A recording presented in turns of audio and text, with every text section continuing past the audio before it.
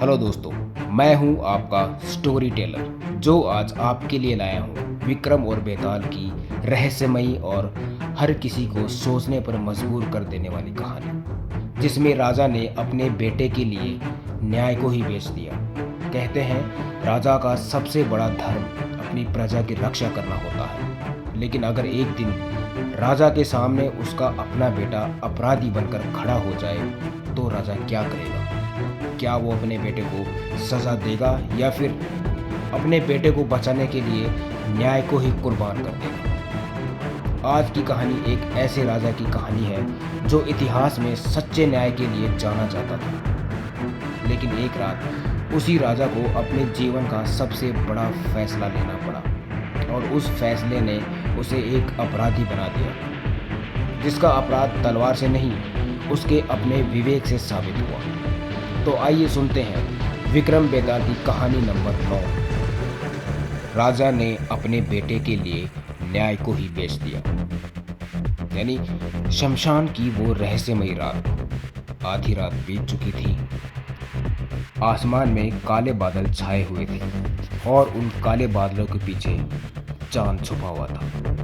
शमशान के चारों ओर घना जंगल था। हवा इतनी तेज थी कि सूखे पेड़ों की शाखाएं आपस में टकराकर डरावनी आवाजें पैदा कर रही थी। कहीं दूर किसी सियार के रोने की आवाज सुनाई दे रही थी और उसी अंधेरे में राजा विक्रमादित्य अकेले आगे बढ़ रहे थे। लेकिन उसके कदमों में कोई डर नहीं था और उसके चेहरे की दृढ़ता में चमक थी, जो केवल उस राजा के चेहरे पर होती है जिसे अपने कर्तव्य पर पूरा विश्वास हो। कुछ ही देर में राजा विक्रम उस पुराने पेड़ के पास जा पहुंचा। पेड़ की सबसे ऊंची शाखा पर बेताल उल्टा लटका हुआ था। विक्रम ने बिना कुछ कहे बेताल को नीचे उतारा और अपने कंधे पर उठा लिया। राजा विक्रम बेताल को लेकर वापस चलने लगा। कुछ देर तक चारों तरफ सन्नाटा रहा। फिर अचानक बेताल धीरे धीरे हंसने लगा। विक्रम ने कोई जवाब नहीं दिया। बेताल बोला, राजन, तुम्हारे चेहरे पर आज भी वही आत्मविश्वास है। राजा विक्रम बिल्कुल शांत रहा। बेताल बोला, राजा विक्रम, आज की कहानी सुनने के बाद शायद तुम खुद से एक सवाल पूछोगे। विक्रम ने पहली बार पूछा, वो क्या है? बेताल मंद मंद मुस्कुराया और बोला, राजा विक्रम, क्या आपने कभी किसी प्रिय व्यक्ति को बचाने के लिए किया गया अन्याय कभी न्याय बन सकता है? विक्रम ने कोई उत्तर नहीं दिया। बेताल ने कहा, सुनो राजा विक्रम, मैं तुम्हारे साथ चल चलूंगा, मगर मेरी एक शर्त है, और शर्त यह है कि मैं तुम्हें एक कहानी सुनाऊंगा और तुम सुनोगे भी, नहीं तो मैं तेरे सर के टुकड़े टुकड़े कर दूंगा। बोलो, शर्त मंजूर है? राजा विक्रम ने कहा, मुझे शर्त मंजूर है, आप कहानी सुनाइए। बेताल ने कहानी सुनाना शुरू किया। बहुत समय पहले की बात है। पहाड़ों और नदियों से घिरा हुआ एक सुंदर राज्य था, सूर्यगढ़। और सूर्यगढ़ का राजा था राजा वीरेंद्र सिंह। राजा वीरेंद्र सिंह अपनी बहादुरी के लिए प्रसिद्ध था, लेकिन उससे भी अधिक प्रसिद्ध था उसके न्याय करने का फैसला। कहा जाता था कि उसके दरबार में गरीब किसान हो या बड़े से बड़ा सामान, दोनों के लिए एक ही कानून था। एक बार एक गरीब व्यक्ति ने राजा के सेनापति पर चोरी का आरोप लगाया। सेनापति राज्य का सबसे शक्तिशाली व्यक्ति था, लेकिन राजा ने गरीब की शिकायत को अनसुना नहीं किया। जांच हुई, सेनापति दोषी पाया गया। राजा ने उसे पद से हटा दिया। उस दिन से प्रजा का विश्वास राजा पर और भी बढ़ गया। लेकिन उन्हें क्या पता था कि एक दिन राजा को जिस अपराधी का फैसला करना पड़ेगा वो कोई दुश्मन नहीं, उसका अपना बेटा होगा। सूर्यगढ़ की सीमा पर एक छोटा सा गांव था। वहां एक गरीब किसान रहता था। उसका नाम था गोपाल। गोपाल की एक ही बेटी थी, गौरी। गौरी बहुत समझदार और आत्मसम्मानी लड़की थी। एक शाम वो जंगल से लकड़ियां लेकर अपने घर लौट रही थी। तभी घोड़ों की आवाज सुनाई दी। कुछ घुड़सवार उसके सामने आकर रुक गए। उनके कपड़ों से साफ पता चल रहा था कि वे राजमहल के सैनिक थे। उनमें से एक ने कहा, तुम्हें राजमहल चलना पड़ेगा। गौरी घबराई हुई बोली, लेकिन क्यों? सैनिक ने कोई जवाब नहीं दिया। गौरी ने जाने से मना किया। तभी सैनिक ने उसे जबरदस्ती घोड़े पर बिठा लिया। अगली सुबह गोपाल राजा के दरबार में पहुंचा। वो रो रहा था। उसने राजा के सामने हाथ जोड़कर कहा, महाराज मेरी बेटी को वापस दिला दीजिए। राजा ने पूछा, किसने उठाया तुम्हारी बेटी को? गोपाल ने कहा, मुझे नहीं पता महाराज, लेकिन गांव वालों ने बताया कि राजमहल के सैनिक उसे लेकर गए थे। राजा का चेहरा कठोर हो गया। उसने तुरंत आदेश दिया, गौरी को मेरे सामने लाया जाए। कुछ देर बाद गौरी दरबार में पहुंची। उसकी आंखों में आंसू थे। राजा ने नरम आवाज में पूछा, बेटी सच सच बताओ तुम्हारे साथ क्या हुआ? गौरी कुछ क्षण चुप रही और फिर बोली, महाराज मुझे राजकुमार के मित्रों ने पकड़कर महल के एक हिस्से में बंद कर दिया था। दरबार में सन्नाटा छा गया। राजा ने पूछा, राजकुमार? गौरी ने सिर झुकाकर कहा, जी महाराज। राजा के चेहरे का रंग बदल गया। राजकुमार आर्यन राजा वीरेंद्र का इकलौता बेटा था। बहादुर था, सुंदर था और युद्ध कला में निपुण था, लेकिन उसमें एक कमजोरी थी। उसे अपनी शक्ति का अहंकार था। राजा ने उसे बचपन से ही बहुत प्यार किया था, शायद जरूरत से ज्यादा। राजकुमार को कभी किसी चीज की कमी नहीं थी। दरबारियों ने भी उसकी हर गलती को ये कहकर नजरअंदाज किया कि आखिर वो भविष्य का राजा है। धीरे धीरे आर्यन को लगने लगा कि उसके लिए कोई कानून नहीं है। राजा ने उसे बुलाया। आर्यन राजकुमार सामने आया और बोला, जी पिताजी। राजा ने कठोर आवाज में पूछा, क्या गौरी जो कह रही है वो सच है? राजा आर्यन चुप रहा और सर झुकाते हुए बोला, जी पिताजी। दरबार में फुसफुसाहट होने लगी। राजा ने अपनी मुठ्ठियां भींच ली और बोला, तुम जानते हो तुमने क्या किया है? आर्यन ने कहा, मैंने गलती की है पिताजी।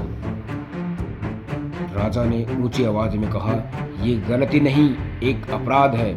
पहली बार आर्यन ने अपने पिता की आंखों में वो क्रोध देखा था जिसे पूरा राज्य पता था। राजा ने घोषणा की, राजकुमार को कानून के अनुसार दंड दिया जाएगा। दरबार में सन्नाटा छा गया। लेकिन उसी रात राजा के सबसे विश्वास पात्र मंत्री सोमदेव उसके पास पहुंचे। मंत्री ने कहा, महाराज आपको अपने फैसले पर दोबारा विचार करना चाहिए। राजा ने पूछा, क्यों? क्योंकि राजकुमार को सजा मिली तो पड़ोसी राज्य इसे हमारी कमजोरी समझेगी। राजा चुप रहा। मंत्री ने आगे कहा, आपके बाद यही राजकुमार इस राज्य का राजा बनेगा। राजा ने कहा, तो क्या भविष्य का राजा कानून से ऊपर है? मंत्री ने उत्तर दिया, नहीं महाराज, लेकिन राज्य की सुरक्षा भी जरूरी है। राजा ने उसकी तरफ देखा, तुम कहना क्या चाहते हो? मंत्री कुछ क्षण चुप रहा और फिर धीरे से बोला, राजकुमार को कुछ समय के लिए राज्य से बाहर भेज दीजिए। राजा ने पूछा, और प्रजा? मंत्री बोला, प्रजा को बताया जाएगा कि राजकुमार को दंड देकर निर्वासित किया गया है। राजा समझ गया ये न्याय नहीं था, ये केवल न्याय का दिखावा था। अगले दिन पूरा दरबार भरा हुआ था। राजा सिंहासन पर बैठा हुआ था। गोपाल भी सामने खड़ा था और गौरी अपनी माँ के साथ बैठी हुई थी। राजा ने कहा, राजकुमार आर्यन को सूर्यगढ़ से निर्वासित किया जाता है। लोगों में फिर से फुसफुसाहट होने लगी। गोपाल ने हाथ जोड़कर पूछा, महाराज? राजा ने उसकी तरफ देखा, क्या ये न्याय है? राजा के पास कोई उत्तर नहीं था, लेकिन राजा ने कहा, फैसला हो चुका है।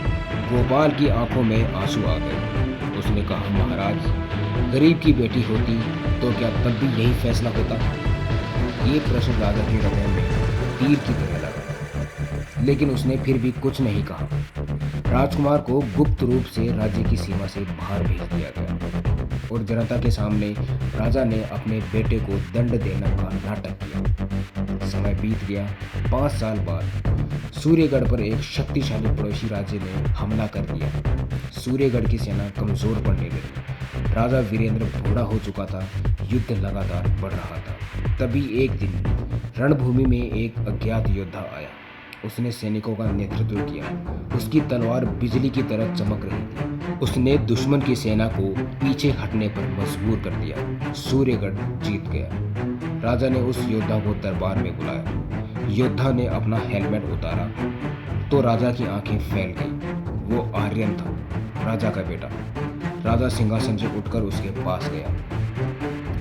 दोनों ने एक दूसरे को गले लगा लिया, लेकिन दरबार के एक कोने में बैठा एक बूढ़ा आदमी ये सब देख रहा था। वो था गोपाल। अब उसकी सफ़ेद दाढ़ी हो चुकी थी। उसने धीरे से कहा, तो आखिर राजकुमार वापस आ ही गया। दरबार में सन्नाटा छा गया। राजा ने उसकी तरफ देखा। गोपाल आगे बढ़ा और बोला, महाराज, क्या मैं आपसे एक प्रश्न पूछ सकता हूँ? राजा ने कहा, पूछो। गोपाल ने कहा, 5 साल पहले आपने कहा था कि राजकुमार को दंड दिया गया है। राजा चुप रहा। गोपाल बोला, लेकिन आज वो सम्मान के साथ आपके सामने खड़ा है। तो क्या उस दिन आपने मेरे लिए न्याय किया था? राजा ने कोई उत्तर नहीं दिया। गोपाल ने कांपती आवाज में कहा, या केवल अपने बेटे को बचाया था? पूरे दरबार में सन्नाटा छा गया। राजकुमार ने अपने पिता की ओर देखा और कहा, पिताजी। राजा ने हाथ उठाकर उसे रोक दिया। उसकी आंखों में आंसू थे। राजा ने कहा, नहीं यार, आज मुझे बोलने दो। राजा सिंहासन के नीचे उतरा। वो गोपाल के सामने खड़ा हुआ और बोला, तुम सही थे। उस दिन मैंने राजा बनकर फैसला नहीं किया था, मैंने एक पिता बनकर फैसला किया था। गोपाल की आंखों में आंसू आ गए। राजा ने कहा, मैंने अपने बेटे को बचाया, लेकिन उसके साथ साथ मैंने न्याय को भी मार दिया। ये कहानी सुनाकर बेताल ने राजा विक्रम से पूछा कि बताओ राजा विक्रम, इस कहानी में सबसे बड़ा अपराधी कौन है? राजकुमार, मंत्री या फिर राजा खुद? राजा विक्रमादित्य शांत रहा। बेताल हंसने लगा और बोला, अगर उत्तर नहीं दिया तो मैं उड़ जाऊंगा और उसी पेड़ पर जाकर लटक जाऊंगा, और अगर चुप रहे तो मैं तुम्हारा सर फोड़ दूंगा। राजा विक्रम बोला, सबसे बड़ा अपराधी राजा का है। बेताल बोला, लेकिन अपराध तो राजकुमार ने किया था। विक्रम ने कहा, हाँ, राजकुमार अपराधी था, लेकिन उसका अपराध एक व्यक्ति के विरुद्ध था। राजा का अपराध पूरे राज्य के विरुद्ध था। बेताल चुप हो गया। विक्रम ने आगे कहा, राजकुमार ने अपनी शक्ति का गलत इस्तेमाल किया, लेकिन राजा ने अपने पद और न्याय की शक्ति का गलत इस्तेमाल किया। राजा जानता था कि उसका बेटा दोषी है, फिर भी उसने कानून को अपने बेटे के लिए बदल दिया। और जब राजा स्वयं कानून तोड़ता है तो प्रजा का कानून पर से विश्वास उठ जाता है। विक्रम ने कहा, इसलिए राजकुमार अपराधी जरूर था, लेकिन सबसे बड़ा अपराध राजा का था। बेताल कुछ देर तक राजा विक्रम को देखता रहा, फिर जोर से हंसा और कहा, वाह राजा विक्रम, सलाम है तुम्हारी समझदारी को। तुमने बिल्कुल सही उत्तर दिया, लेकिन तुमने शर्त तोड़ दी। इतना कहते ही बेताल राजा विक्रम के कंधे से उड़ गया। वो हवा में घूमता हुआ वापस उसी पेड़ पर जा लटका। राजा विक्रमादित्य ने गहरी सांस ली, फिर तलवार संभाली और बिना डरे वापस उसी पेड़ की तरफ चल पड़ा, क्योंकि वो जानता था बेताल अभी खत्म नहीं हुआ था और अगली बार उसकी कहानी में एक ऐसा सवाल आने वाला था जिसका जवाब देना शायद विक्रम के लिए भी आसान नहीं होगा। अपनों के लिए न्याय बदल देना प्रेम नहीं, अन्याय है, क्योंकि जब कोई सामान्य व्यक्ति कानून तोड़ता है तो एक अपराध होता है, लेकिन जब न्याय का रक्षक ही अपने स्वार्थ के लिए कानून तोड़ता है तो लोगों का न्याय पर से विश्वास उठ जाता है। और याद रखिए, सच्चा न्याय वही है जो अपने और पराये में अंतर ना करे। अगर आपको विक्रम बेताल की ये रहस्यमयी कहानी पसंद आई हो तो वीडियो को लाइक जरूर करें, और ऐसी ही रहस्यमयी, रोमांचक और बुद्धि को चुनौती देने वाली कहानियों के लिए चैनल को सब्सक्राइब करना बिल्कुल ना भूलें, क्योंकि अगली कहानी में बेताल लेकर आएगा एक ऐसी ही रहस्यमयी कहानी। धन्यवाद।